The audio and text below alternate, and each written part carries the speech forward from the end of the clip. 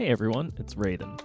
So, Granblue Versus has always been a game that I've enjoyed mechanically, but I've always had a bit of trouble picking a main. Back when the game launched, I ended up playing Gran because he's a rushdown bully of a character and that appeals to me on a spiritual level, but he never felt quite right.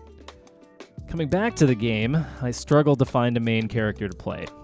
I decided to play Jita for the first month or so while I got back into it. You know, pick a top tier and pick a character with a straightforward game plan. After a while, I started exploring more of the cast and messing with Sora's a bit before landing on Zoe as a really fun character with a lot of interesting tools. However, I realized I was relying on Zoe's tools a bit too much and using those tools to win, and I still sucked. Like, man, did I suck.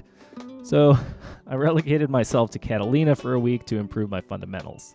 I don't know if my fundamentals actually improved, but I did discover that I really enjoyed playing Granblue Versus regardless of the character I was on. So, I decided to start giving old characters that I had written off a shot, starting with a lot of the characters that were giving me trouble in matchups. So, the obvious choice for trouble in matchups was Lancelot. Yep, the icy presser, teleporting, jump happy, rushdown monster that I didn't pick at launch because I thought teleports were lame. Our local Lancelot player Goon was blowing me up for free, and I was like, alright, let me learn this dumb character.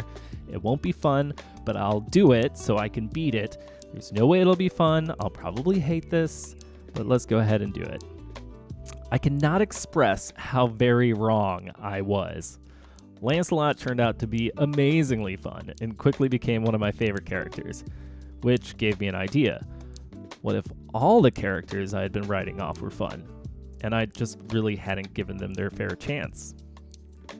So, this led me to making a weekly schedule where every weekend I start learning a new character.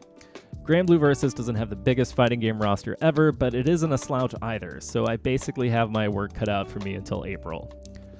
So what does this mean for the channel? Well, basically every week I'll be doing a little recap of what happens when I switch. I'll go over the character I just left, what they're strong at, what they're weak at, and where I put them in my list as far as favorites go. Then we'll look at the character I'm picking up next week and what my initial impressions are from having played against them, but not actually having piloted them myself. Then the following week, we'll get to go over what I discovered, see if my opinions have changed, and maybe, since I'm starting Luane next week, maybe after a week on Luane, I'll actually think he's super fun to play, instead of just hating him because I get bodied for free, sadly. Anyway, I'm expecting to keep busy with this until I've gone through the whole cast. So if you want to see any specific kind of Granblue Versus content in between, please let me know. I'll also be working on some beginner guides and discussing various topics over gameplay, so expect me to hit on some of the old school philosophy style videos as well as I talk through some of the more interesting concepts that I've stumbled across in this deceptively simple game. Anyway, that's the breakdown of where I am with Granblue Versus and why you'll be seeing a lot of different characters on the channel. If there are specific videos you'd like to see from me about Granblue Versus, please leave them in the comments below. I read and appreciate every single one of them, and if you've made it this far, thanks for watching, and I'll see you next time.